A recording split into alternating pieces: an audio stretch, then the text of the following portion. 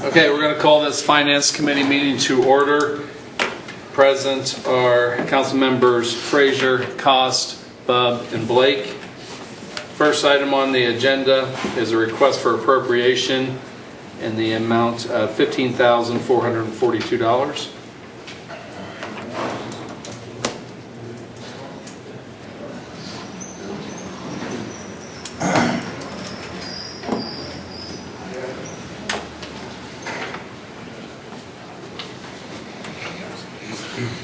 Good evening. This is termination, vacation, and comp for a firefighter that's resigning. Captain Morris. Motion. Second. Motion by Bub, second by Frazier. Any questions and or discussion?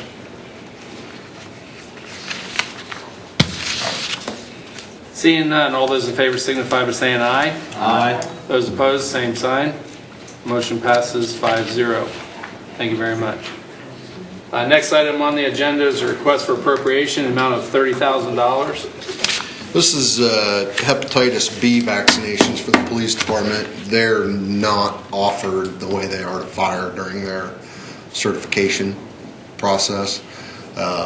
Police department comes into contact with communicable and bloodborne pathogens different times during their career. Frankly, we're going to include property maintenance in this as well. It's a series of 3 to 4 shots. There's also a titer test that you have to take to see whether or not the test stuck. So Chief Connell has shopped around and tried to find the cheapest price. He's found it, and that price can be up to $30,000. Now, if someone's titer test or doesn't take the full series plus a titer, it can be less. But we're going to ask that you appropriate $30,000 just to cover the cost. That's as much as it can be. That's the worst case scenario. It could be less.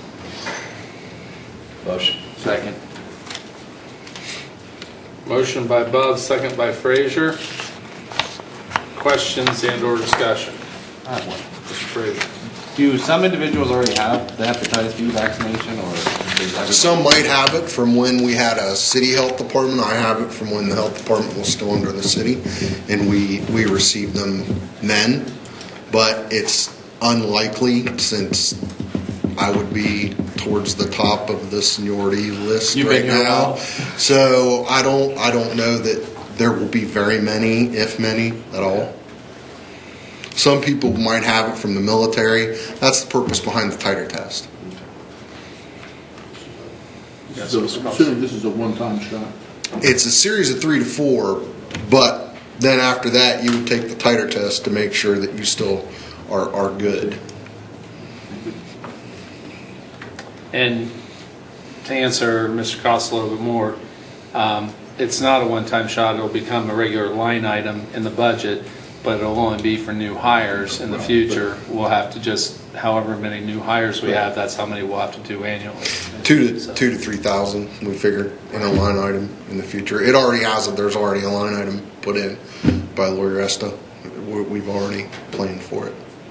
Thank you. Mm-hmm.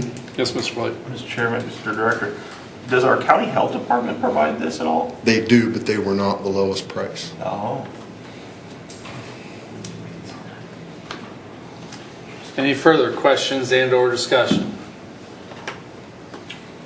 Seeing none, all those in favor signify by saying aye. Aye. Those opposed, same sign. Motion passes 5-0. Thank you. Next item on the agenda is a request for appropriation in the amount of $750. This is a grant from the Elks to buy recruiting materials. This is going to be put to use at our job fairs and things like that. Motion. Second. Motion by Bub, second by Frazier. Questions and or discussion? Seeing none, all those in favor signify by saying aye. Aye. Those opposed, same sign. That motion passes 5-0. Thank you. And Final item on our agenda is a request for appropriation in the amount of $11,878.52. This is $11,878.52 to be put into vehicle maintenance for the fire department. Everything from building maintenance to special duty overtime, refund from the elevator company, to selling equipment on gov deals. We're going to put that into an account, and that account was vehicle maintenance. Second. Motion by Cost, second by Bub. Questions and or discussion? Seeing none, all those in favor signify by saying aye. Aye.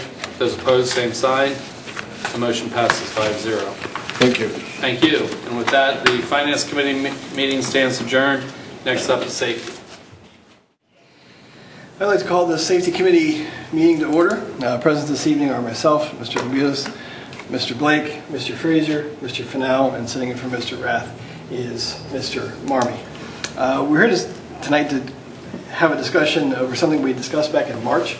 The City Council, as well as the Mayor, received a letter from St. Francis de Sales Parish dated June 13th, requesting that we consider closing the Pearl Street Bridge.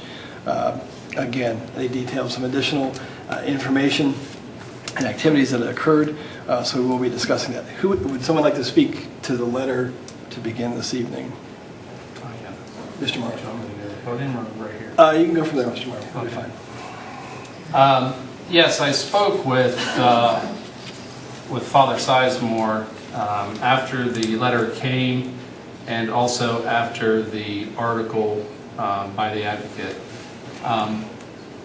Father Sizemore has commented that what he wants to do is just make sure that he makes the most improvements he can to safety for that area.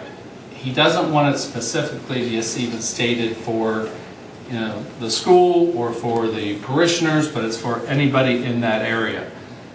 He still is not, he even commented, he's not adamant that the church get closed. He just wants to make sure that everything possible under his will has been taken care of as far as the safety of the folks in that area. The main thing that he and I discussed, and I even told him, I said, it can only be addressed as a safety issue, and that what we can do to improve the safety for that area. They have already increased the lighting. They tore down the building. They've put fences up. The school has put automatic locks. A lot of different things, various things have happened to increase the safety for his side as far as the school and the parish.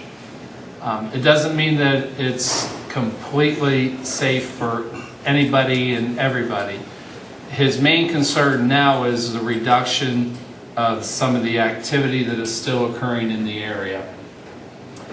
He wants to look into, possibly even in the future, he has indicated that they cannot afford a full-time resource officer. But he would look into various options of something like that. He is willing to discuss anything and everything. What he wants to make sure of is that, again, he just, in his mind, he has to make sure that he has done absolutely positively everything he can, and he does not, when they see on the video cameras the activity that is still occurring, that they sent to Director Baum and myself, and it's clear that you can see what is happening, he wants to make sure that he tries to curtail that or reduce that in any way, shape, or form. He wants the city involvement in it. He doesn't want to be any kind of, they don't want to be any kind of vigilante where they want to try to patrol it themselves. They want to work with the law enforcement officers.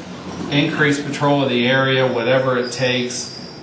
If there's another suggestion for something that he can do or the parish can do, and as I told him, it's not just that side of the bridge, it is both sides of the bridge that there's a safety concern.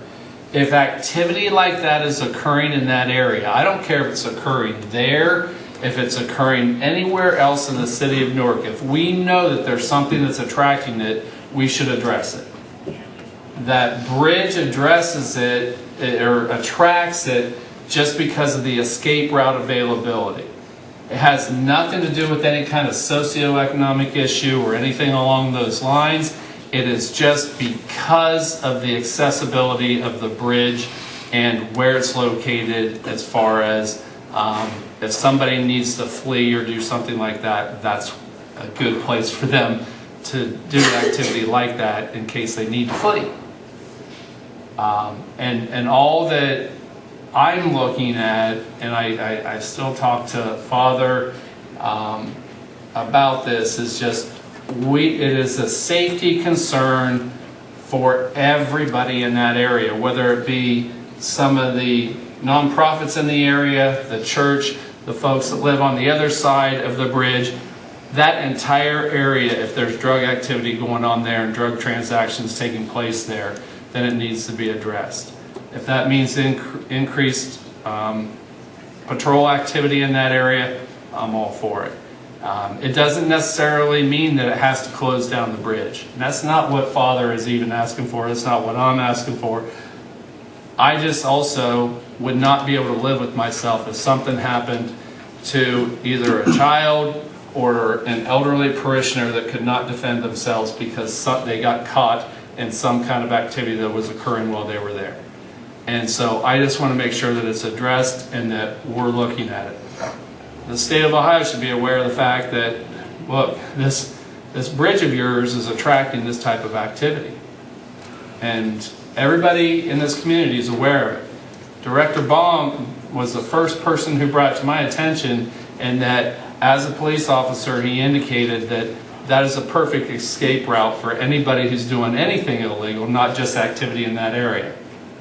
If somebody does something wrong right here and they're trying to flee from the police, they can go across that bridge and the police cannot pursue after them. They cannot leave their vehicle on one side of the bridge and pursue them on the other. So we know that that could be an attraction for anything like that. The police station is a half a mile away from where the location in which we're talking about. Shift changes, anything. If we can just even have a patrol car just swing down around there one time, or anything we can do, I mean, I think that it would help. And I would hope that the administration and our safety forces would be in full support of that. And that's basically what he's asking for. Is he's going to do everything he can. Financially, the resource officer right now, he does not have that in his budget, but he is working even towards that. He would love to have that. And it will not be at a full-time, it would probably be at various times to show a presence, but yet they can't afford a full-time position for something like that, like the city schools can. So that's kind of his message that he relayed on to me.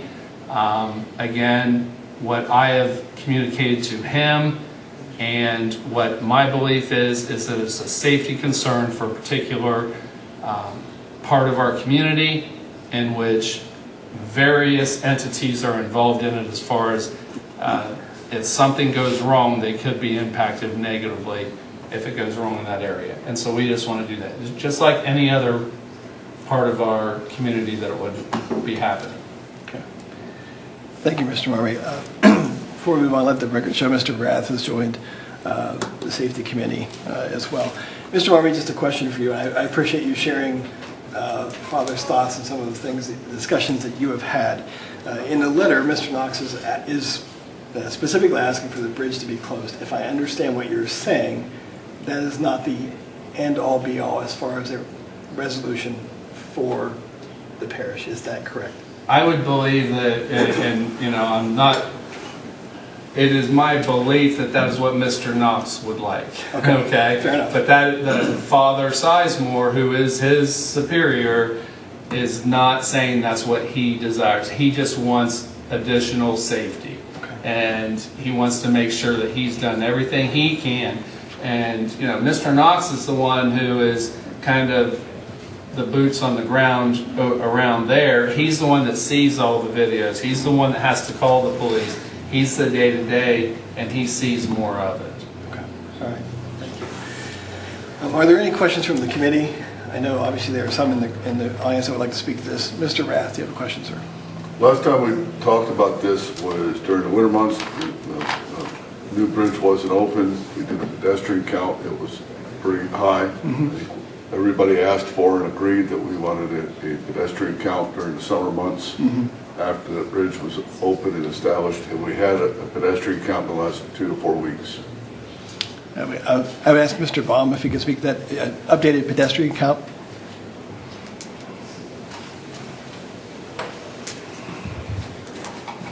No, we don't have a new pedestrian count. We did one when it was 0 degrees, a second pedestrian count, and there were 350 odd people in a 24-hour period when it was 0. So with the new bridge, the lanes are pretty far apart. I would also say that south of the the Heartland Bank lot, there's no sidewalk there. So anybody with any sort of wheelchair access or anything like that, on that side, they're not going to have a sidewalk. They're going to have to actually travel in the street. Anybody on a bike, anybody with the wheelchair, there's no handicap ramp to get up on there. It kind of makes that a non-starter.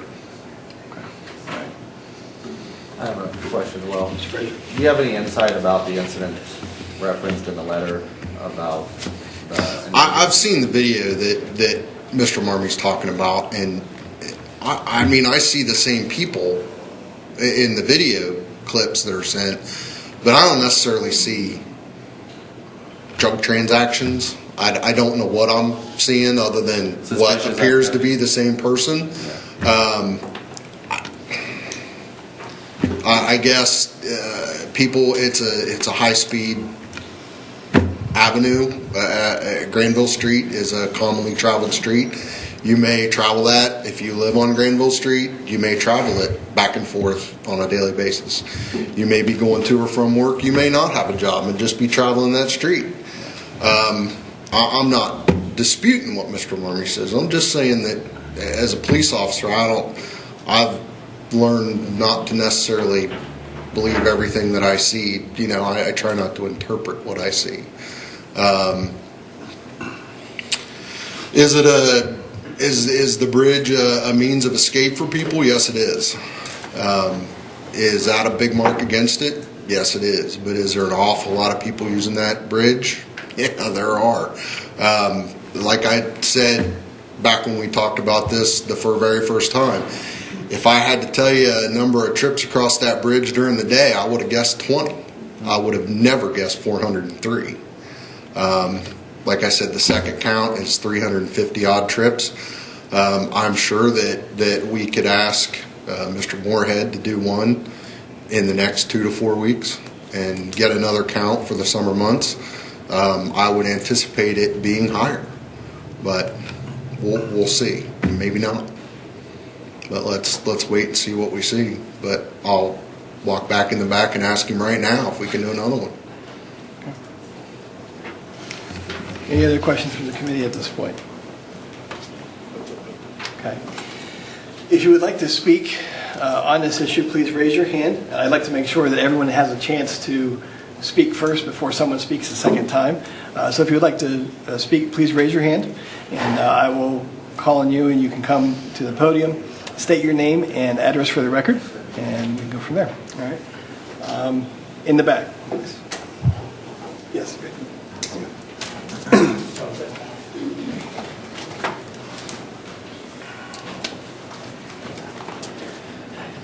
Daniel Crawford, 163 South 2nd Street. I was actually wanting to go last, but that's all right. I'll just say that, as I've said in the past, I do appreciate the discussion on this from time to time. Like, anything should be open to discussion in the city when it deals with safety especially. But as someone who used to live in that area a long time ago when I was younger, and someone there are a number of my family members who live up in that area, I personally would not feel comfortable taking my kids across the Mount Vernon Road Bridge downtown for reasons that Director Baum had actually mentioned.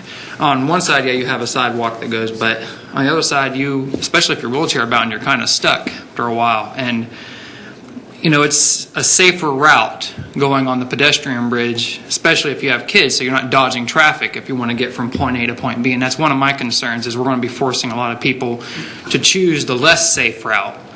I get that it's an escape route, but I mean, it's not, you know, ill-conceivable for us to think of a possibility for police to be dispatched on one side and the other side if there's an emergency call. I mean, I see a couple cruisers dispatched to a lot of houses just for a domestic dispute, seemingly sometimes. So it shouldn't be out of the question to dispatch one cruiser on one side of the bridge and one on the other if there's some kind of problem. But no, I mean, if there's issues of escape routes and insufficient coverage by safety, that could be a broader discussion on how inadequately funded our safety forces are. And there are a number of root causes for this, and I don't think that building a fence in front of that bridge, blocking people from it, is going to be any more effective in the bigger picture than, say, building a wall to protect us from unsavory characters coming in. So, you know, I was sitting there thinking about other possibilities to connect us with, like, I live on South 2nd Street, which can be a busy street, and sometimes people like to speed down that street. If I didn't think it was a safe neighborhood for my kids to be walking across the street, I could move, or I could go a radical way and try and advocate for speed bumps going up and down the street to slow people down forcefully. I mean, that's one way that this could be somewhat relevant to that, is forcing a major change is because it's inconvenient for me. But it's inconvenient for the whole area, not just south of the Pearl Street Bridge, but also north of it.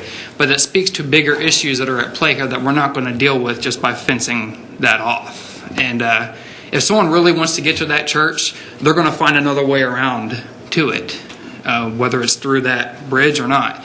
There are plenty of escape routes through. That's just one convenient one that we would inconvenience a lot of people for, to just put a Band-Aid on one issue. So I can speak at length, but a lot of people here want to talk. So thank you. Thank you, Mr. Crawford. Ms. Floyd. Carol Floyd, 198 Mount Vernon Road. As you all know, I was on council until the end of December, and that was my ward, and I'm totally opposed, obviously, to closing the bridge because of the people who live there. I understand the activity you're talking about. That activity goes on in many areas of the city. It goes on in my neighborhood. I've had, you know, there have been needles found in the area around my house. We were told in a block watch meeting, be careful if you see a large pop bottle that's got liquid in it. Do not mess with it. Call the police because it could have meth in it. You know, you have to be really, you know, we live in a different age. I mean, we do not live in the 1950s when things were a lot safer. And there are a number of things that can and do happen. In terms of an escape route, about a month and a half ago, I was sitting on my couch and I saw flashing lights, which I see frequently, and I heard somebody yell, "Stop!"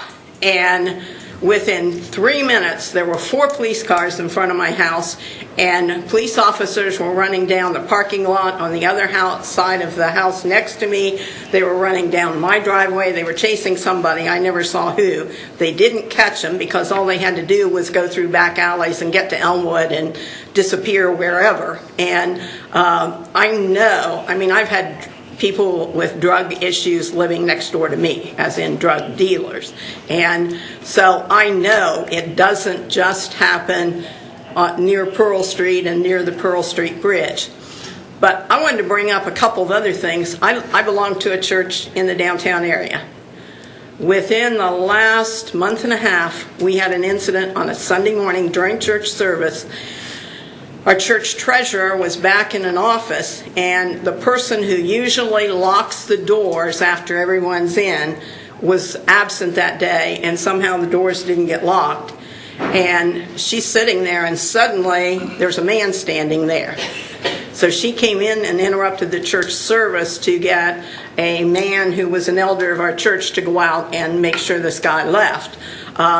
I know a number of the downtown churches are working together to come up with safety plans, because with all the things that's happened in churches around the country, churches have to do that. We didn't used to have to do that. Churches used to be open, and if there was a major awful thing that happened in the country or in your community, you could go to church, walk in church and pray, sit there and pray. You can't do that anymore. It's sad, but it is, to me, it is a fact of life. The same church, we are right beside an alley. Our parking lot's on the other side of the alley. There is a side door there. And about, I don't know, 10 or 12 years ago, the church began to talk, because we were a little worried about a number of older ladies who are probably now about my age, but who would park in that parking lot, and then they walk out this side church door, and when you walked out the door, you were immediately in the alley, and people were flying down the alley, and there was concern somebody was going to get hit. And so there were a couple people who said, well, we ought to get the city to close the alley. And it's like, you can't ask the city. I mean, this is a public right-of-way. You can't ask the city to do that. But working with the city, lines were drawn out far enough away from the church that the door could open the whole way. And then barriers were set up so that people were protected from vehicles, that you could come out the door, and if somebody was coming down the alley, you could stay behind the barriers till you could go across to your car. So there are solutions, and some of those have already been dealt with by both the city and the church, and that's a good thing. But this is not an incident that is just common to St. Francis and to that neighborhood on Granville Road and to the Pearl Street area.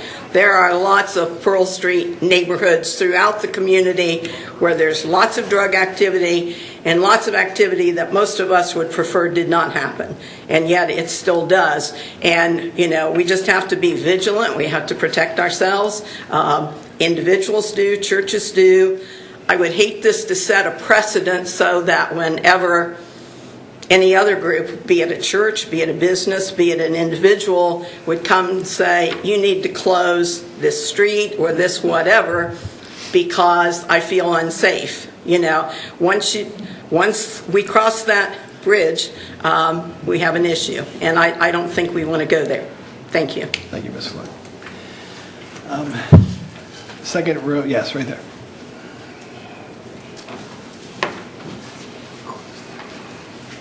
Good evening. My name's Sally Mummy. I live at 641 Canterbury Court here in Newark, Ohio. To address what you said, the difference is there's a school there, and I'm the principal at St. Francis de Sales School. Tonight I'm going to give you the school's perspective of what we see and what we deal with every single day. I appreciate your time, and I am speaking on behalf of our school, our students, and our school families. Some of our staff members and our students and some of our families are here this evening. I first want to update you on what we have done on our grounds to improve the safety of our children from the crime and the threats that we have on our campus. We have done everything that you asked us to do and everything that you have suggested.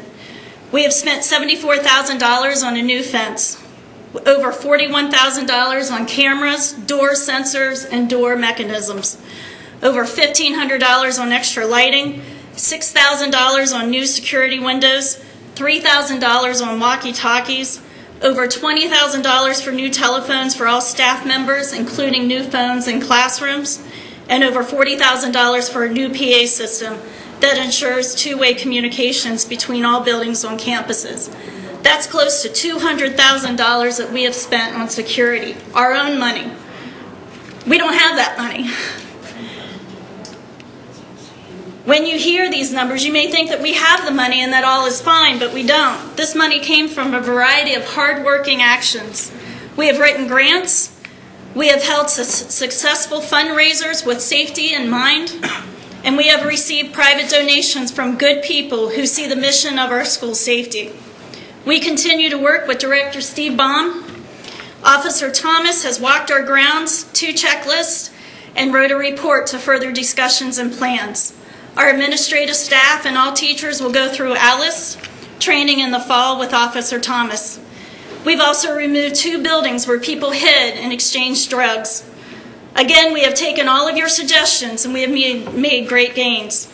As you are aware, we still have phone calls made to the local police.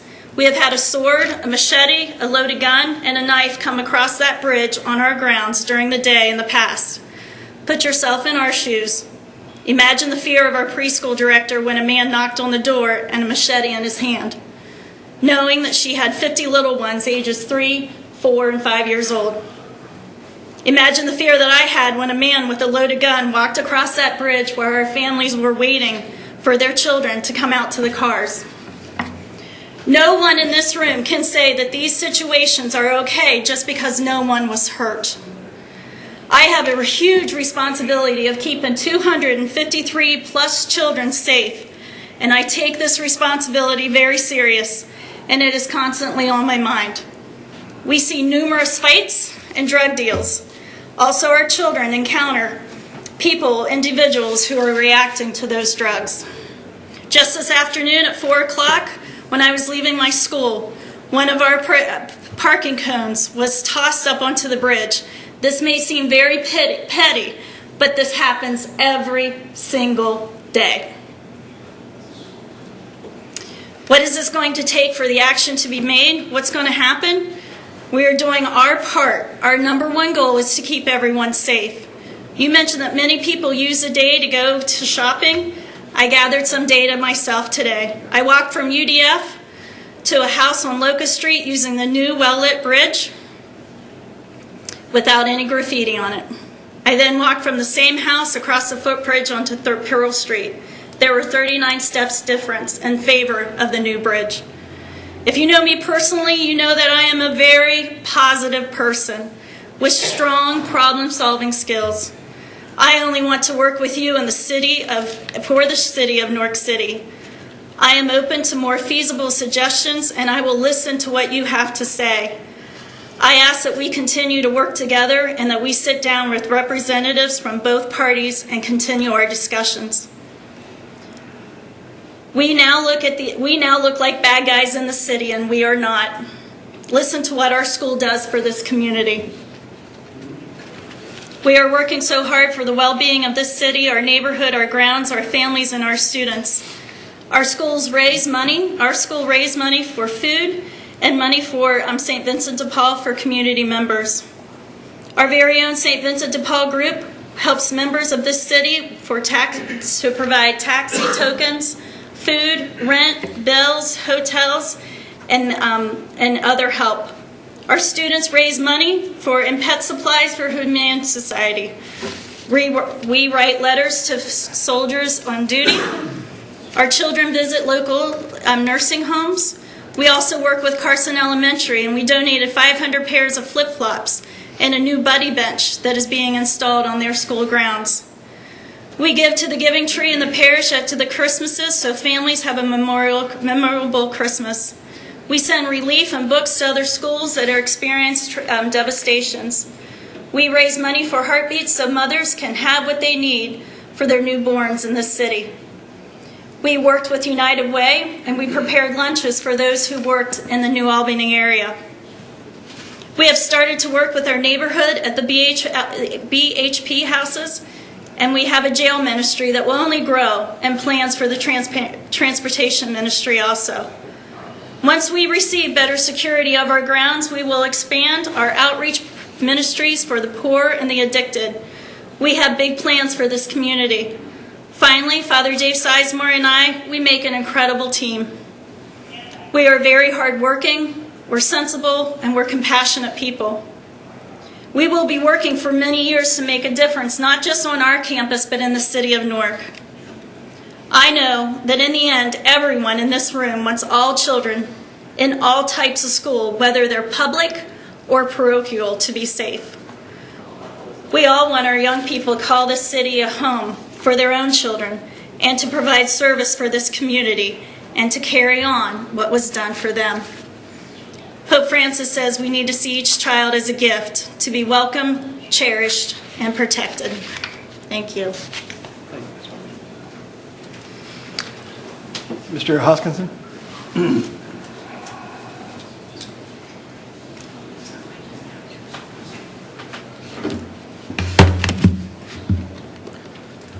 Joseph Hopkinson, 1345 Pembroke Court, Newark, Ohio. Honorable City Council members, thank you for your continued efforts to make Newark a better place for all. I stand before you today to once again strongly urge Council to keep the Pearl Street Bridge open. This is a vital transit for Newark residents. Over 400 people traveled it in a 3-day period last year. The value it brings to our community far outweighs a private school with 250, it was 170 students last fall when I spoke to Jim Knox. We as a community have an overarching responsibility to our community, especially people who are below the poverty line or don't own a car. Almost 20% of our community does not own a car. We have a food desert in downtown and East Newark with the closing of Little Bear. This proposal would make our community's lives even more difficult. What seems like a short distance for those who drive everywhere is adding 20 or 30 more minutes to the least privileged, many of whom who work multiple part-time jobs and have to cross the Pearl Street span multiple times per day. We should all be working together to alleviate the poverty in our community in partnership, not just because it makes us a better community with better property values, but because it's the right thing to do.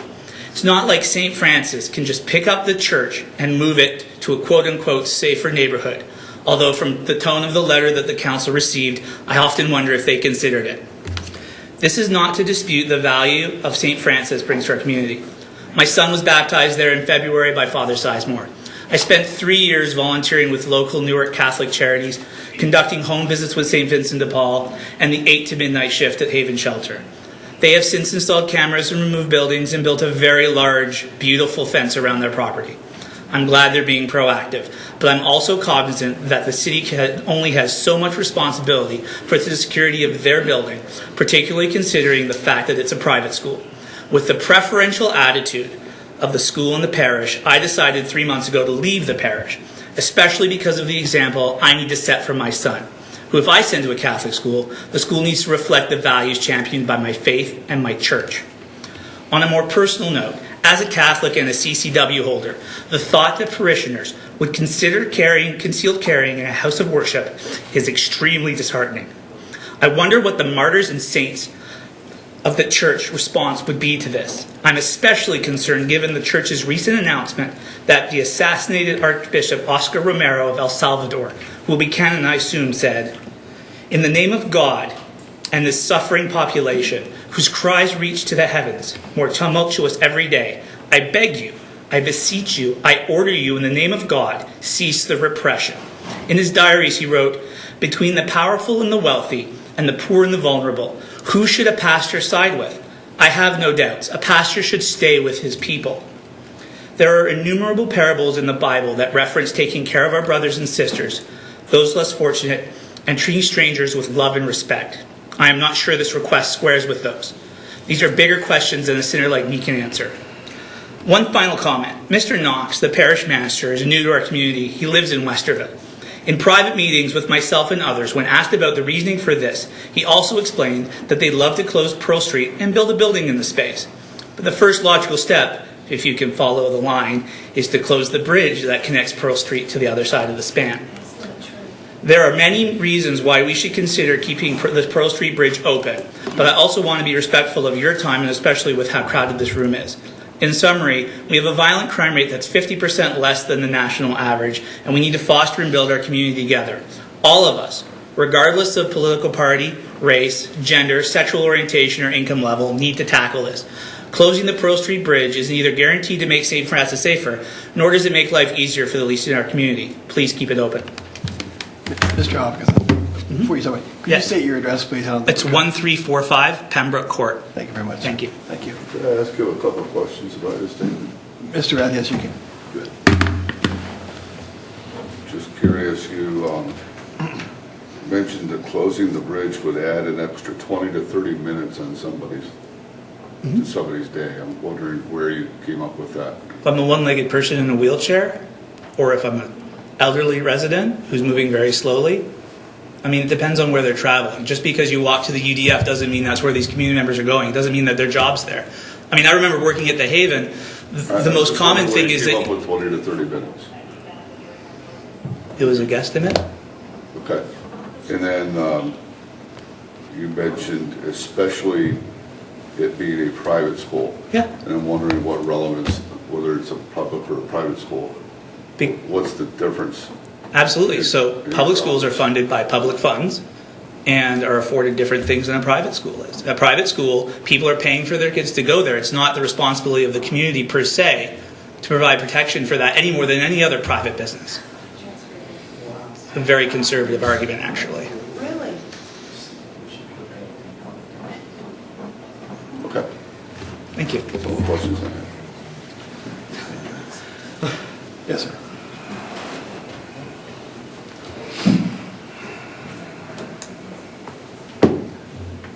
My name is Danny Mummy, 641 Canterbury Court, husband of Principal Sally Mummy.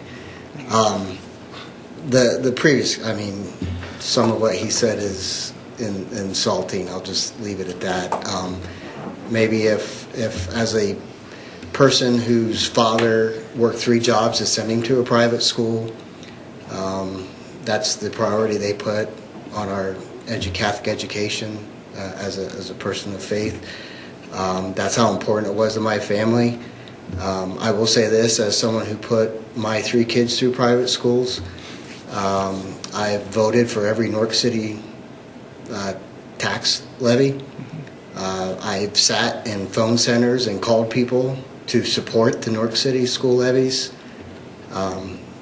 Maybe my effort shouldn't be there if that's the way people feel about it, but that's not why we're here. In regards to Mr. Knox's letter, the evening that they mentioned that incident, I was there that evening. Okay. I can tell you that the police officer pulled a pipe out of the woman, and the quote, the police officer, "Were you smoking crack tonight, ma'am?" So there was drugs involved that night. And it can go back and forth, but Mrs. Mummy mentioned the knives, the machetes. There's incidents where 8th grade boys basketball, my son, there was a fight in the parking lot outside the side where the gym's located. Mm-hmm. Our 8th grade basketball coach asked the guys to quiet down. Pretty soon there's a gentleman trying to get in the gym. You can imagine an 8th grade basketball, it's Judge Marceline's son, Grant. If you guys know Grant, he's not the most stout guy there is. But an 8th grade basketball coach and 8th grade boys frantically trying to hold a door closed. And just, we could give example after example after example of those types of things. And I understand, it's not a privilege thing. It's not a special circumstance thing. It's not that we feel we're better. It truly is a safety thing, and it's kids involved. And I wonder if things were different, if it happened at other schools. And I'm going to say that as Danny Mummy, and that's not speaking for anybody else. I know they've asked for some things that were turned down by the city, and I'm not going to speak out of turn because that's not my place too. Things that would not have taken a lot of effort, but for whatever reason they were denied. And I understand there's always 2 sides of the spectrum, and the bridge is used for a lot of good for a lot of reasons, but what's it going to take? And when just a gentleman literally was at a preschool window with a machete. A gentleman literally walked through the parking lot and the playground with a gun in his hand. Those are real things. Those are real things, and I don't know how you get around that. And that's the only thing. Whether the bridge is taken down or not, something needs to be done. And status quo is not the answer. So thank you for your time. Thank you for listening. I know this is an issue that's been going on for almost a year now, from when it was first brought up, and I appreciate it. But it is a real thing. Can I ask him a question? Sure. So with your first experience, is shutting down the bridge to reduce access to the church? Is it because drugs transactions are occurring on the bridge? Like from your standpoint as a parishioner and We've seen. I mean, you can go to the school any time of night. We drive by. I mean, again, she's my wife, so we'll sit at home. We live 2 miles from the school. We'll sit there. Hey, do you want to drive by school, see what's going on? And you go up. There's stuff going on. There's handrails on the bridge. There's holes in the handrails. People put drugs in the handrails. People walk by, pull the drugs out, put money in, and walk. You see it. May crowning, which is one of our events at the church. We walk around the church, and there's a statue of Mary where Father leads the congregation around the church. This was just this past May. And we're walking out. There's 3 people that come off the bridge, and this woman I don't know how else to say it. She just starts wigging out. I mean, she reacted, and she goes down. The 2 people with her just take off. And me and 2 other parishioners go to try to help her up, and then she kind of came to, and then she just takes off. And that stuff you see all the time. I mean, all the time. I don't know. And, you don't want your kid to see that. It's part of life. Yeah, it's part of life. And thank you for serving our community, by the way. Thank you. And it's stuff you see, and it is part of life. But it's a daily occurrence at the school. And again, what's it going to take? Because something's going. I mean, we see it enough in the news nowadays. I mean, we see it enough at schools that bad things happen. So, what's it going to take? Thank you. Yep. Front, sir.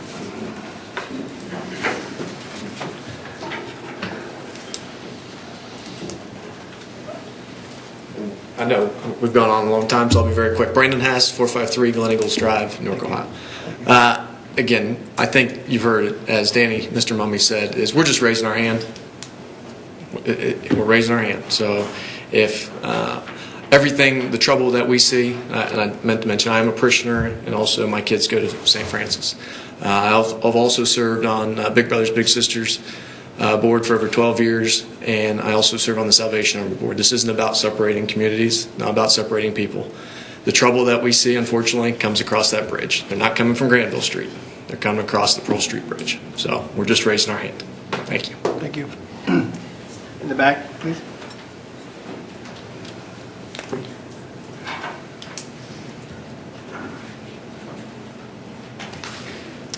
Alicia Farias, 116 Smithview Drive in Madison Township.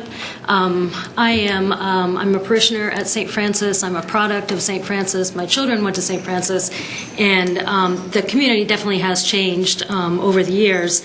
I was talking to a local parole officer last week, and I asked her, what are the 2 worst areas in Newark? And she said, well, it's the area around the Newark Budget Inn, and it's the area around Buckingham and on the other side of the footbridge. Those are the 2 worst areas, and St. Francis happens to be right in the middle of those 2 worst areas. So I think what we're seeing is that whereas in the past, those of us who are privileged didn't have to see the level of desperation in people in our community, but now it's in our faces, and the only thing that we can do is to face it and address it. And I appreciate the good people of St. Francis wanting to do something to make our community safer, and I would love to see St. Francis hold some kind of a town hall, kind of like you did for the fire issue, to talk to the neighbors, because not only the children in the school, but all the children that live in the homes around the school are seeing machetes and knives and people that are addicted,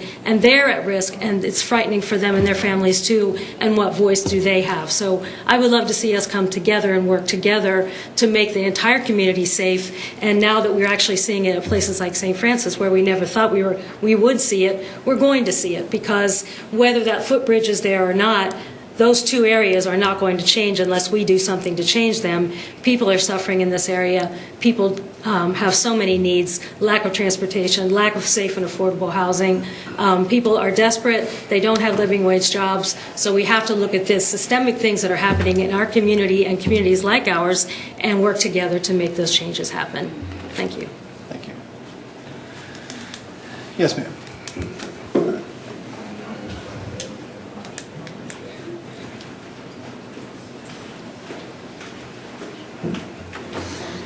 Hi, I'm Maggie Wright. I live at 266 Northwest Moore Avenue in Newark. I am a parishioner of St. Francis. I also work at St. Francis, and my children go to St. Francis. I have 3 at St. Francis. I have 1 at Newark High. I have 1 at Newark Catholic. I have 1 in college, and I have 1 homeschooled. So I have them all over the place. I have to ask, though, I agree with Alicia.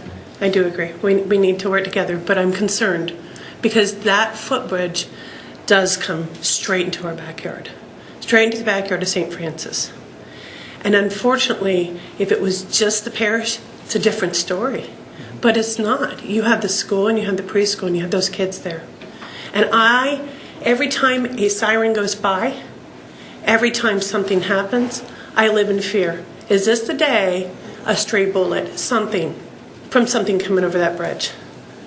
I'm concerned, as everybody is concerned, about the good people of Newark and those people who do not have the resources we do. I don't live over off of Londondale. I live off of Westmore in a poorer section, close to the hospital, but poorer section. Okay, I don't have lots of money either. I know what it takes to do a private education, and I sacrifice greatly for it. However, I also give my time and my resources to those that need it. But to say that closing the bridge or doing something about the bridge is not going to solve the problem there, well, maybe it won't solve the complete problem, but it will lessen the problem. It opens up into the back door. If this bridge opened up into the back door of Newark High, somehow I think there'd be more done. You guys would not take the chance of a Newark High student being shot. I know, my daughter goes there. I know how anal they are about safety. I know that Principal Tom Bowman is right there to notify us of anything that goes on there. And I appreciate that as a parent. But I'm just asking you to really consider this. If we need more sidewalk going from that other bridge, past the Heartland Break, then why don't we pay for the sidewalk instead of putting all that extra money into patrolling St. Francis? That would solve that problem, wouldn't it? Then you can get the handicap. I mean, that concerns me. I don't like the idea of handicap having to go farther, but why not put more sidewalk there? What would that cost? I'd pay for it. I'd vote for the levy. I'd vote for every levy for the school. I'd vote for the safety levies. I'd even vote for a new fire station, okay? So I'm just saying, I don't want my kid shot. I don't want somebody else's kid shot. I don't want to be there when that call comes or something happens to myself, to my children, to the people in the school, even to the parishioners. I had a parishioner call me this morning, good friend. Her and 2 other parishioners were sitting in their cars afraid to get out at 5 o'clock in the morning to go into adoration. This shouldn't have been a fear for them because 3 gentlemen came off of that bridge waving a bat. And the one gentleman started coming towards her as her and her son got out. She got back in her car. They stood there for a while, swinging the bat back and forth and pointing at the car. Scared her to death. I don't know whether they had a threat or not, but it scared her. Okay, incidents like that happen all the time. Thanks. Thank you. Second vote, yes.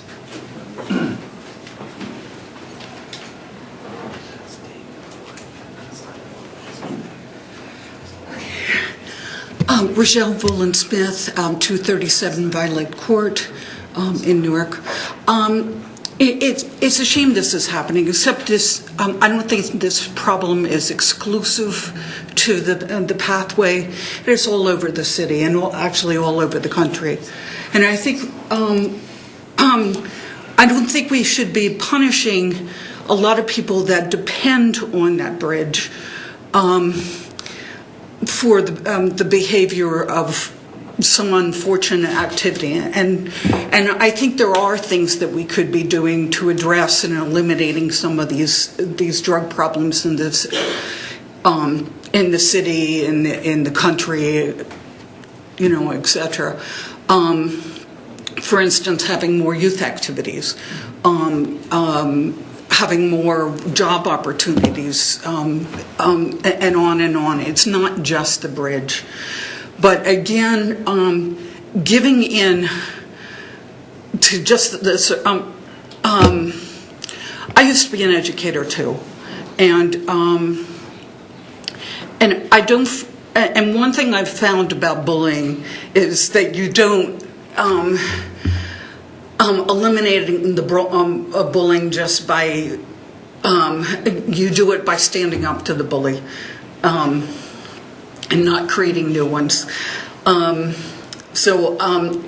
I can empathize with the problems that the church is having. There's a symbol of problems in just about every park in the city. It's not an exclusive, and I think we need to address that as a city issue, not just the church issue. And again, I don't think we ought to close the footbridge. I think we possibly should have expanded the bridge downtown to make it more accessible. It is not.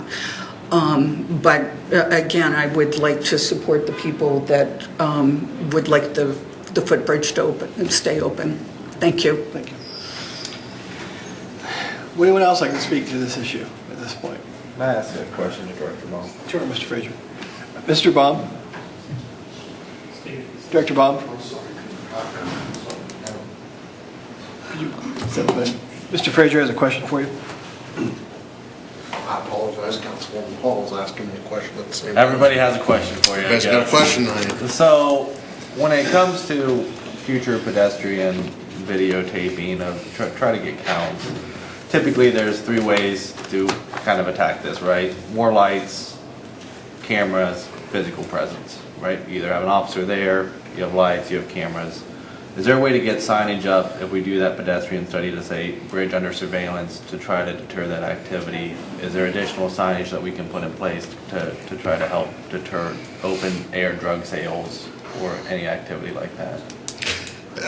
Sure, but I would want to point out that nobody's talked about whether or not these people are coming from the north, the south, the east, or the west. I mean, granted, they're coming south across the bridge at times, but you have a rehab center right next door.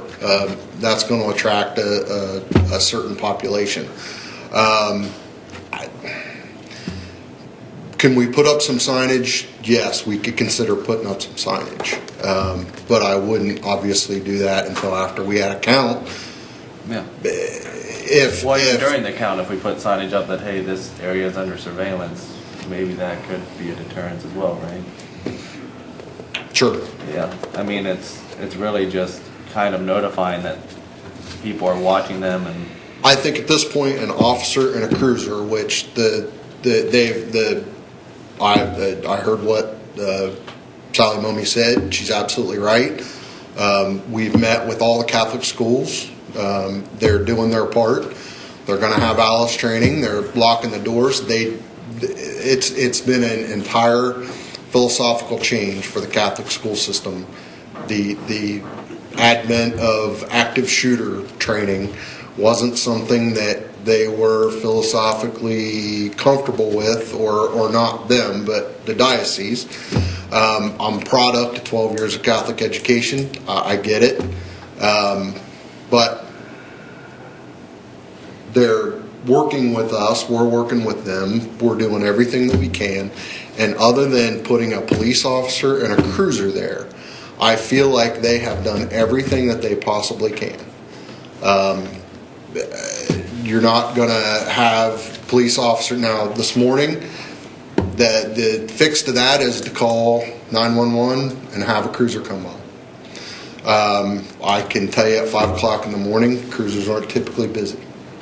So there's officers available. So I didn't hear that they made a 911 call. I don't know if they did or they didn't. So I think they're doing everything that they can do, that they can afford to do. Mr. Rath. 2 questions for you. First off, with everything that they have done and everything that we have done thus far, is that bridge safer than it was a year ago? I can't answer that question. I can't prove a negative. I can't say whether it's safer or not safer. You say if there's been more or less criminal activity in that amount of time? I couldn't. I haven't looked at the numbers. Okay? With everything that they have done and everything that we have done thus far, as the safety director, what would your recommendations be that we do from this point forward? That they have an officer and a cruiser there on a daily basis as a school resource officer. That's my recommendation. That would be the only thing that they would add. I think they've Or done that everything anybody else. would They are doing active shooter training. They are hardening their target. They have put up fencing. They've removed the building. They've improved their lighting. They've completed a laundry list of activities, and I think they've done a fine job.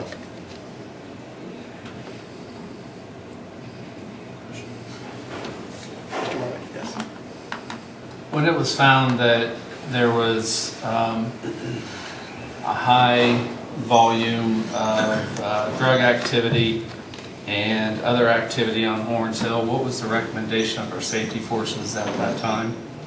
And what did we end up doing? You would have to help me out. Okay, shut it down completely.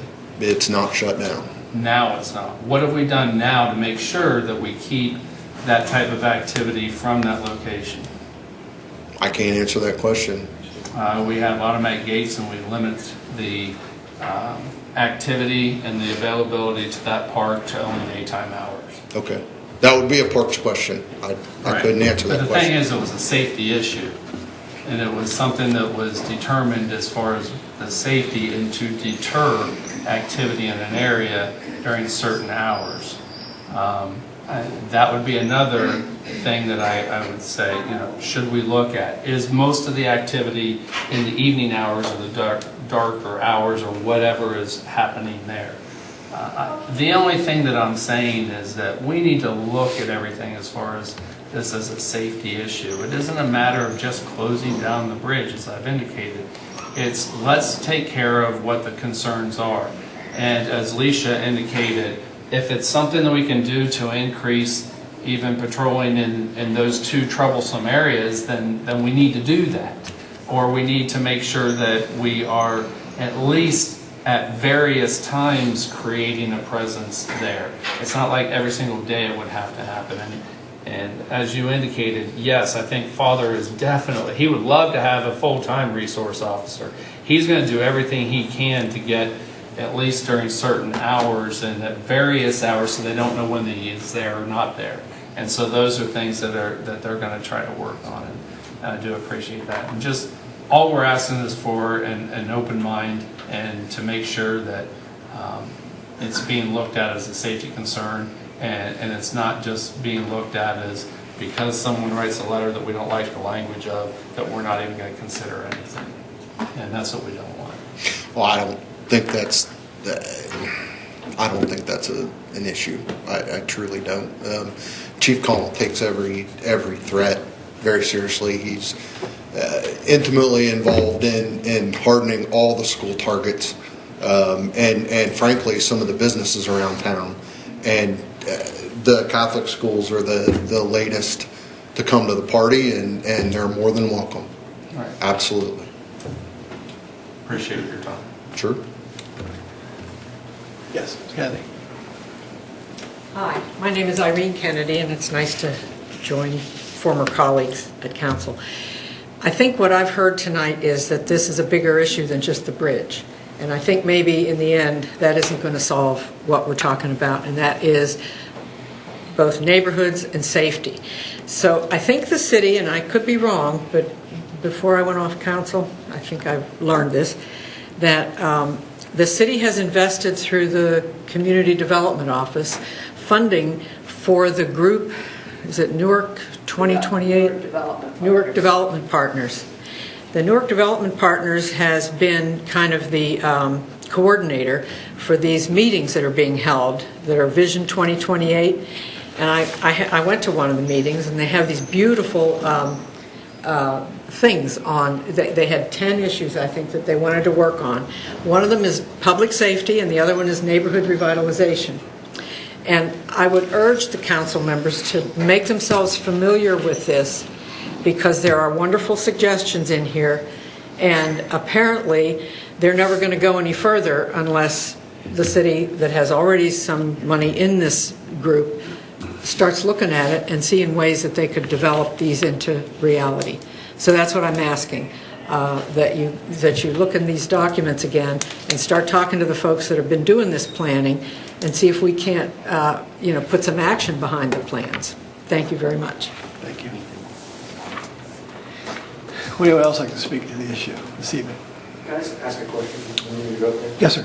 If you would, please step to the podium, please.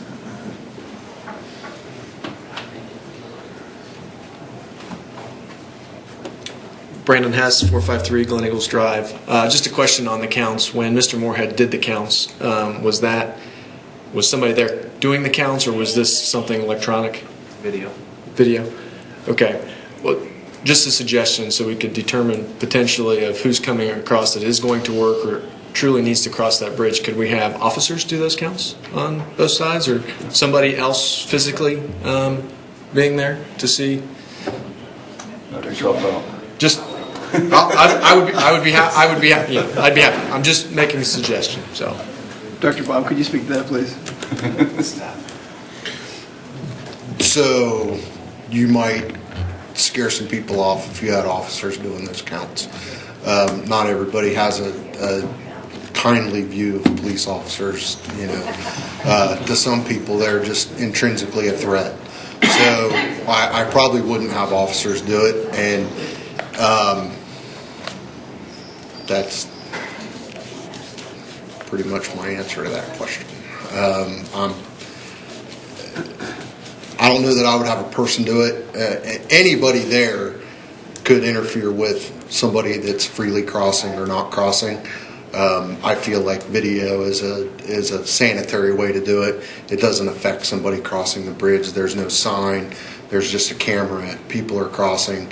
You count them after the fact. And as far as asking somebody whether or not they're going to work, I get what you're saying. And a regular person might just say, "Hey, I'm headed to work," or I'm headed to school, or I'm headed wherever. But there's a certain segment of the population that doesn't want to tell you their business, and they're perfectly within their rights not to. So if a police officer would ask somebody where they're headed, their response very well could be, "It's none of your business where I'm headed. I'm not giving you my ID, and I'll see you later." So, and that is, like I say, perfectly within their rights to do so. So let's stick with the video, would be my recommendation. Mr. Rath. Yeah, I just had a question for Mr. Hess. And I gave you a kind of relief type of answer to say help yourself count. But I'm just curious why you would I think you would get a better count with somebody there versus a video camera. All I was trying to do is determine who truly needs to use the bridge for work, or to go to the bridge, or that's all I was trying to do. Okay. Perfect. Anyone else to speak to this evening? Any questions from committee? Final questions. Okay. I guess my just thought is, what are the next steps from the administration standpoint, from the St. Francis standpoint, in order to actually move this along and actually start to see some results instead of just open air discussion without any drive? Is the next step a count? Is the next step another discussion? What is the real next step? Sure. I would think next step would be to have an updated count in the next 2 to 4 weeks, see what traffic looks like at this point, and then continue to have the city work with the parish as well to see if there's anything additional the city can do, maybe short of closing the bridge. If Mr. Marmee says that might not be the end all be all, see if there's a middle ground that we can find to satisfy both the city and the parish as well. So I would say we do a count and have the results hopefully within the next 2 to 4 weeks and go from there. Mr. Rath. Yeah, I definitely would like to see it count sooner rather than later, since we requested that a few months ago, to be able to do that during the summer months when it was warmer weather, to see how the new bridge has affected traffic, if at all. And then Principal Mummy, you had talked about having a town hall in the neighborhood. I didn't mention that, but I thought that was you. Alicia did, okay, Alicia, I'm sorry. So Alicia did, talked about having a town hall in your neighborhood. And Ms. Kennedy brought up the 2 brochures about safety and neighborhood revitalization. And I made a suggestion at the last meeting, I'll make the suggestion again at this meeting. I think neighborhood revitalization is critical. I think it's what's necessary. I think it's what's necessary in this neighborhood as well as the entire city of Newark. And somebody mentioned something about bullies, and the only way you're going to eliminate a bully is to stand up to them. And the only way you're going to, and I agree with that, the only way you're going to revitalize a neighborhood is to stand up to the bullies and take your neighborhood back. We need, if we're going to do a town hall meeting in the area, we need to have a focus, I believe, on taking the neighborhood back, standing up to the bullies, and putting together neighborhood watch programs and getting people actively involved that live in those neighborhoods and taking care of those neighborhoods and taking it back. I think neighborhood watch programs is a great next step to adding security, not only to that area, but any neighborhood in the city of Newark that's having problems. Let's get the people involved. It's the old saying, see something, say something. Let's get people watching and not afraid to say something and get active in taking the neighborhoods back. Thank you, Mr. Rath. Anyone else this evening? Somebody raised their hand. Ms. Mummy, yes. Just remember, it's a school. If you could step down, please. Thank you. I just ask that Sally Mummy, I just ask that everyone remembers that children can't do that. And children can't, the adults need to do that. Our children are unsafe there. It's a school. It's not just a church. It's not just adult parishioners. It's 3-year-olds to 14-year-olds. And please just keep that in consideration. Honestly, I feel like we had the same meeting here at City Council that we had a few months ago. We're going to do another count. I appreciate it. I'm not being disrespectful. I would like to sit down with individuals. I think you're a ward representative. Let's sit down again and find some answers to this. We're not against any suggestions. We've done everything you've asked us to do. Ms. Mommy, when is your first day of school?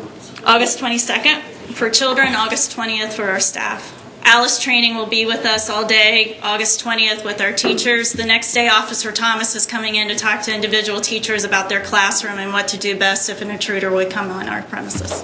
Thank you. All right.